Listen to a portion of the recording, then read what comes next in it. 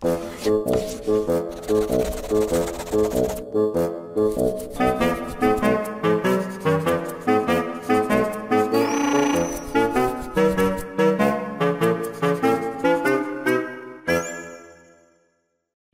so our next topic is going to be enzyme inhibition.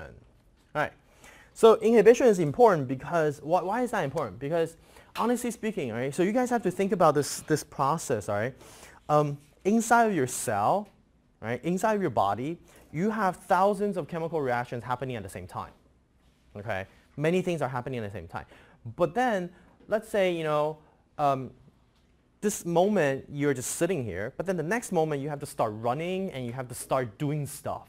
Okay, so you are going to have very rapid change in metabolic states, okay, in cellular and physiological states.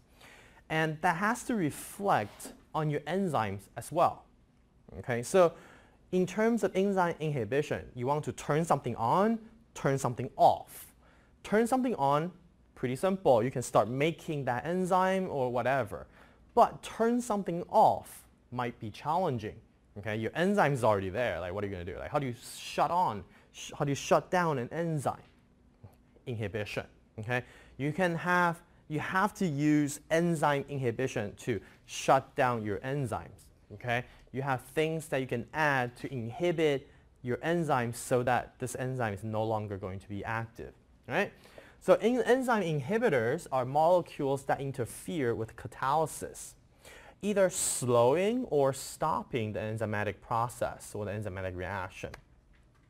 Typically speaking, we have two types of enzyme inhibition. We have reversible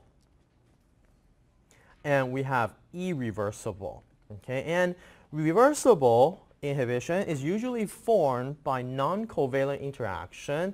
Note here, non-covalent. Non-covalent interaction between an inhibitor molecule with the enzyme. Okay, so it's more like you got an enzyme here, and then it just, you know, it just binds. Okay, it just comes in. Yeah, I shouldn't drop that. Okay, it just comes in and then binds. Irreversible, on the other hand, it's usually done by a covalent attachment between the inhibitor molecule and the enzyme, and thus permanently deactivate the enzyme. So it's more like you physically link something here. You have a covalent attachment, okay? And then that kills your enzyme, all right? Now, irreversible inhibition, we will not talk about that as much because next semester we'll get into a lot of the irreversible ones. Now, irreversible inhibition, typically, okay, this guy, typically is the addition of like a phosphate group, acetyl group, methyl group, etc. So you essentially, it's typically done by adding a functional group onto your enzyme. So it's actually modification of your enzyme using some functional group. And then it's going to cause a conformational change so that your enzyme does not react anymore, okay, typically. So we're not going to talk about irreversible here. Primarily, we're going to be focusing on the reversible, right? Because irreversible, once you deactivate it, it's deactivated. There's nothing you can do. Reversible, we can describe using rate laws, okay? We can actually describe them. So among the reversible inhibition, there are primarily three types of mechanism. We have competitive, uncompetitive, and mixed, and I'll tell you exactly what each of those are. First, we have competitive inhibition. Competitive inhibition is where the inhibitor looks like your substrate, okay? So it looks like your substrate. So then it's going to compete with your substrate for the same active site, okay? So for the same active site, it's going to compete, right? So look at your substrate shape and your inhibitor shape. They look similar, but they're not the same thing, okay? So competitive inhibition works by having an inhibitor that directly associate with enzyme, free enzyme, not ES complex, E, right? Just the enzyme, right? And of course, there's going to be a binding constant right there. We call Ki. So, because the inhibitor competes with the substrate for the same active site, it will make the Km, in this case, we usually just call it the apparent Km, larger. Okay? And it makes total sense. Okay? It makes so much sense, like it's crazy. Let's say you have an enzyme, and that's supposed to bind the substrate, but then at the same time, it also binds inhibitor. Okay? Let's say you have one inhibitor around it. Okay? Then what that means is, because they compete, you would have to have a lot more substrate to reach the same rate. Okay, does that make sense? Because you have a competition, so to get to the same rate, you have to have, so with inhibitor, you have to have more substrate. You have to have more substrate in order to get to the same rate because you have a competitor. Okay? It's super simple. If you look at the change in the Marquez-Menten equation, then it's going to be the initial rate is equal to Vmax times concentration of substrate divided by alpha times Km plus the concentration of substrate. So the only thing changed is this alpha times Km. And then this thing is essentially what we call the apparent Km. And apparent Km, okay, is essentially the real Km times by an alpha factor. And this alpha factor is the increase in Km due to the effect of the inhibitor. Now, alpha is equal to 1 plus concentration of the inhibitor divided by Ki, okay, the strength in which the inhibitor binds. Some inhibitors bind super well, some inhibitors don't bind very well at all. Okay, so obviously it depends. Now, what's the minimum alpha can be? 1. Okay, if inhibitor concentration is 0, alpha is equal to 1, then it's no inhibitor. Okay, duh, right? So yeah, so Ki is the dissociation constant. So meaning that lower the Ki, higher the inhibition. Okay, it's similar to Km if you think about it, right? It's like affinity, right? So if this guy is low, this whole thing is large, then alpha is large, then V0 is low, right?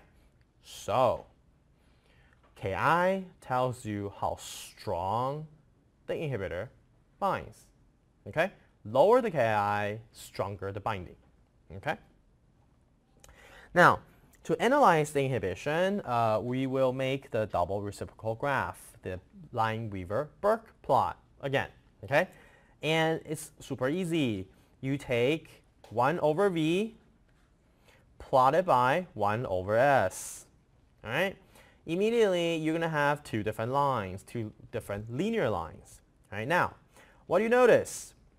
They are still going to cross at 1 over Vmax. Why? Because Vmax does not change. Okay? You do not change Vmax at all.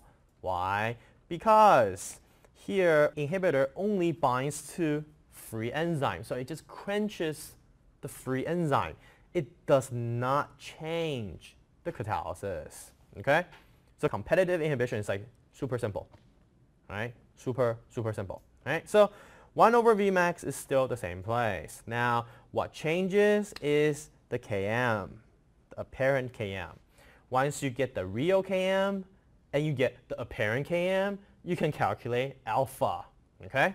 Now, if you really want to know the Ki, the effect of this small molecule on your enzyme, you can calculate this as well. Okay? So like I said, lower the Ki, stronger the inhibition effect. Okay?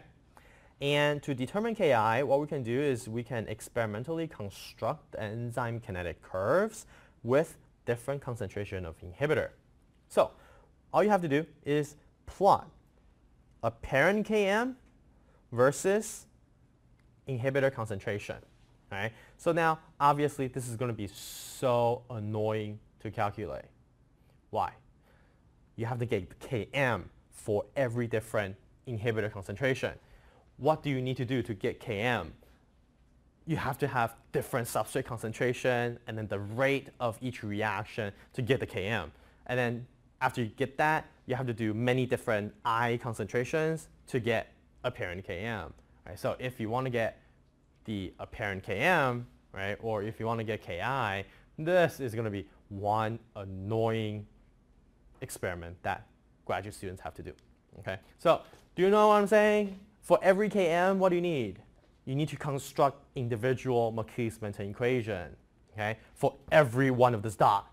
And then for every Marquis-Menten equation, you have to do so many different reactions. Okay, so for every Ki you have to do, that's probably at least like 50 reactions, something like that. Okay? All right? Now, if you do want to get the Ki, Km is very easy to get because Km here is just when I is equal to 0. No inhibitor, then it's Km. And then the slope is equal to Km divided by Ki. So then you can very easily calculate your Ki. Why do you want to know that sometimes? Because sometimes you want to be able to characterize a particular enzyme in the presence of an inhibitor. So then you have some idea of what that enzyme naturally does and that kind of stuff. All right. Give you some examples. Here's a very good example. Actually, there are two examples here. Number one example is this. Succinate becomes fumarate. What kind of enzyme is this? This is an oxidoreductase. Why? It's dehydrogenase. Okay? All right.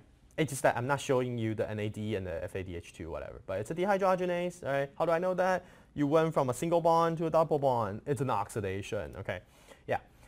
Anyways, succinate to fumarate. Okay, it's a natural thing that your body does in the mitochondria. This is part of the TCA cycle. Now, what if all of a sudden you give it a messed up substrate called malonate? Okay, succinate is 1, 2, 3, 4 carbon. Malonate is 1, 2, 3.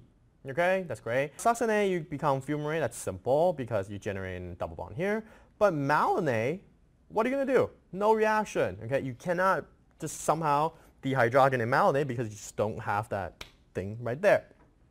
But malonate look just like succinate minus 1 carbon. So this enzyme will stupidly make that mistake of taking malonate. And this is a reversible inhibition, right? Malonate goes in, yeah, it binds, but it doesn't react until malonate leaves, succinate comes in. Okay? Then it reacts. Right? So this is a very good example of competitive inhibition. Another competitive inhibition is for DNase. This is for DNase or ribonuclease, and for RNase actually. Normally, ribonuclease or RNase is going to cut this bond because you have an oxygen right here. But what if, all of a sudden I give it a RNA analog where here it's a methyl group, then it can't cut, but they look the same. Okay, they look very similar. It's just that you can't cut it because there's no that functional group right there. You can't cut it, right? But then they look the same. So in this case, that's going to be a competitive inhibition. So what do you notice? Competitive inhibition, generally speaking, they are substrate analogs, so things that look like substrates. Okay, so simple. Inhibitors, why is it important? Because if you go talk to some bioinformatics professor in our department, they're going to say, this is very important because that's the basis of their drug design. Okay? So in a lot of the cases, irreversible inhibition is usually done by adding a group, right? But then that requires a different enzyme. Okay? So that's hard to get. That's very difficult to get. But reversible inhibition is not too bad. Okay, because all we have to do, all I have to do, is to design a little molecule that looks like the natural substrate. Then molecule binds. Right? Now, what I can do is I don't have to build a substrate analog. I can make it into a transition state analog. Right? So all I have to do is I design a organic molecule that is going to bind at the transition state, but my enzyme cannot react with the substrate, right? With this inhibitor. So then what happens? Your enzyme stuffed with the analog, and then it just floats around. Okay? You can kill your enzyme that way. Right? So it turns out this is what people do in terms of designing antibiotics, designing whatever. And again, this is Tamiflu. I showed you this when we were talking about H1N1, that kind of stuff. Oh, when we were talking about carbohydrates, right? Sialic acid looks like that. Tamiflu looks like that. And do you see something similar? Yeah, maybe. You have a 6-member ring right here, 6-member ring right here. And you got an acetyl group right here, an acetyl. And then you got something sticking out. And you got this OH, 2 OH here. But here what I have is ethyl groups. Okay, so roughly speaking, you know, it's pretty similar to its natural substrate. Okay, and turns out this thing is being used to treat H1N1 and other influenza infections. Drug targets, usually we don't aim for a substrate analog. We try to go for a transition state analog. Why? Because transition state bind tighter. Okay. Next, we have uncompetitive inhibition. Uncompetitive. Is that a real word? I don't know. Uncompetitive inhibition binds to the enzyme substrate complex. It binds to the ES complex. Okay? So it actually will mess with your catalysis. Okay? It will mess around with your catalysis. Why? Because remember, the rate of our catalysis is dependent on ES and KCat, right? Remember that guy? KCat, ES. Okay, remember that? Now, if you have an inhibitor that binds the ES, so it actually binds the ES, okay, then obviously it's going to change your rate, okay? It's going to mess around with your rate. Okay. Now, that's weird. Why does that happen? Okay? So it turns out, you know, like, remember we said induced fit, right? Induced fit. So when substrate bind to the enzyme, you cause a little change in conformation. Okay? So that's the ES complex. And turns out there are inhibitors that will bind to your ES complex. Okay? So once the substrate binds, and then the inhibitor can bind. Okay? This is different from competitive because competitive binds the free enzyme. Uncompetitive, it's uncompetitive, right? It's different from non-competitive, right? That's a different thing, It's not non-competitive, it's uncompetitive, okay? Uncompetitive binds the ES complex, okay? So here's the graph, real quick. So it turns out, uncompetitive, you will change both the Vmax and Km, okay? So you change both, okay? You will change both Vmax and Km, okay? Now, same thing. If you want to calculate or at least get some behavior to describe your inhibition, you can do this. Double reciprocal, 1 over V and 1 over S, okay? And what you notice is that for uncompetitive inhibition, the lines are parallel, okay? So the lines are actually parallel. So what happened? What happened is that you have a Vmax apparent and a Km apparent, and instead of multiplying each other, you have division. Okay, so what you can do is if you have an uncompetitive inhibitor, Vmax becomes Vmax over alpha prime. Km becomes Km apparent equals Km divided by alpha prime. Okay, now alpha prime cannot be lower than 1. Okay, it's an inhibitor. It's always going to be larger than 1. Okay, so then in this case, you will always lower what it is that you're lowering. Okay. Now, what do you notice about Km though? You have real Km divided by alpha, and alpha has to be greater or equal to 1. So that means that Km becomes lower. So Km apparent is lower than Km. Isn't that nice? I don't know. Is that nice? That's pretty nice. Okay, but then, in terms of catalytic efficiency, yeah, because you're also lowering the Vmax, so then the overall catalytic efficiency is still dropped. But then in this case, what you notice is that the Km apparent is actually smaller than the real Km. Okay, so Km apparent is smaller than Km. That's weird, right? That's weird. Maybe weird to you. Okay, but that's just how it is. Okay, so you can actually lower your Km, but it's just that the Vmax, you also see a difference. Next, but not least, you have mixed inhibition. Sometimes also called the non-competitive, not uncompetitive. 所以我们说法有 competitive, uncompetitive, and then in this case, this is the mixed inhibition or non-competitive. Okay, now here, what you have is this weird thing. In this case, you have a inhibitor that binds to both the free enzyme and the ES complex. Okay, so it binds both places. Now, the reason why it can bind at both places is because they bind at a site on the enzyme surface different from that of the substrate. So it binds at a different place. What about this guy? Doesn't say. Okay. Yeah, but this guy actually binds at a different place. So this is a what? An allosteric regulator. Remember that allosteric business? Maybe not. Maybe allosteric. Remember I said allosteric is an important word.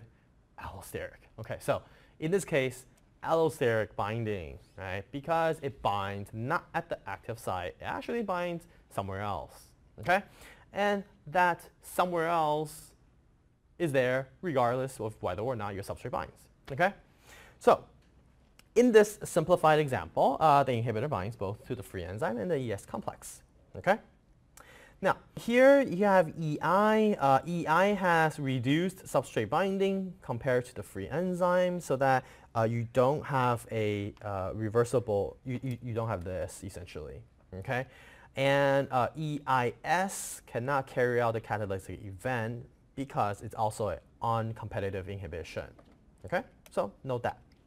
Right? So you can have both this and that. As you can expect, okay, you are going to have a mixed behavior, okay? So you do have a change in slope, okay? Changing slope is the contribution of, 有没有听懂我在讲什么？ change in slope 就是这个东西的 slope 有没有？会 change 嘛？这个东西的 slope 会 change is because of competitive inhibition， 对不对？对吧？哈，因为 uncompetitive 我们刚看到全部是 parallel 嘛，对不对？啊 competitive 是这样嘛，对不对？这是 competitive，and then 这是 uncompetitive，OK， 所以 change 那个 slope 的是那个 competitive，OK， right？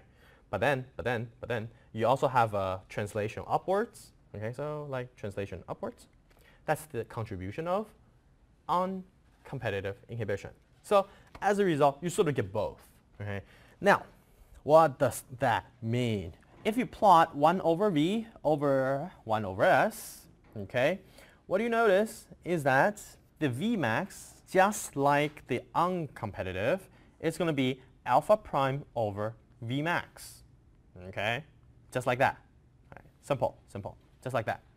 And then in the uncompetitive inhibition, you have minus alpha prime over Km, right? So alpha prime is always on the numerator while Vmax and Km are on the denominator for the double reciprocal plot. Now, in this case, same thing. You have alpha prime over Vmax. So this is because only the uncompetitive inhibition affects Vmax, okay, right? Because the competitive inhibition does not touch Vmax at all, okay? Now, here we got minus alpha prime over alpha Km. The alpha prime here that's from the uncompetitive. Alpha comes from the competitive. Okay? So simply put, for mixed inhibition, you have both alpha prime and alpha. So both uncompetitive and competitive. Okay? I know it's complicated, but whatever. Just tell you that it exists. So in a little short summary, no inhibition, that's your normal Marquis-Menten equation. Apparent Vmax is Vmax. Apparent Km is Km. Okay, that's simple. For competitive inhibition, again, Vmax is not touched at all. Okay, Vmax is untouched. Why? Because your inhibitor only mess around with E, the free enzyme. It does not mess around with ES. All right? But apparent Km is going to take a hit. All right? You're going to multiply it by some alpha. And then this alpha is larger than 1. Okay, so apparent Km always larger than Km. Thank you. Uncompetitive inhibition, you're going to have some weird stuff going on because you have the inhibitor binding to the ES complex. Now, apparent Vmax, Vmax divided by alpha prime is larger than 1. So apparent Vmax is going to be smaller than the real Vmax. Apparent Km, same thing. The apparent Km is going to be smaller than Km. Okay? And then mix is you have both, right? Here, mix Vmax is going to get the contribution from uncompetitive. Apparent Km is going to get both. You have the alpha and alpha prime. Now, if you want to see something more complicated, this is the Marquis-Menten equation for no inhibition, competitive, uncompetitive, and mixed. By the way, that's why I say non-competitive is more like mixed. Don't get it confused with uncompetitive. Okay, this is non-competitive, this is uncompetitive. Different things, all right? Different animal. In this case, let's just take a look at mixed, because mixed has all of the above. All right? So for mixed inhibition, and what do you notice? Is that initial rate is equal to Vmax times S divided by alpha Km plus alpha prime substrate. Okay? And in this case, what really is that apparent Vmax, so I bring the alpha prime up right there, and then Km is going to be essentially alpha divided by alpha prime. So if you have a mixed inhibition, the apparent Km is going to sort of like cancel each other out, depending on which effect is larger. All right? So you'll have alpha divided by alpha prime. Right? Now, really, this is probably more important. Okay? The general behavior. What's the effect of the inhibitor? Does it increase or decrease your Km, Kcat? Okay? And then just again, your definition of your alpha and alpha primes right here. Okay? Your alpha or alpha prime, it's always larger or equal to 1. Right? It cannot be a decimal. It's not smaller than 1. So it's always larger than 1. So just think about if you look at the equation and think about what would change.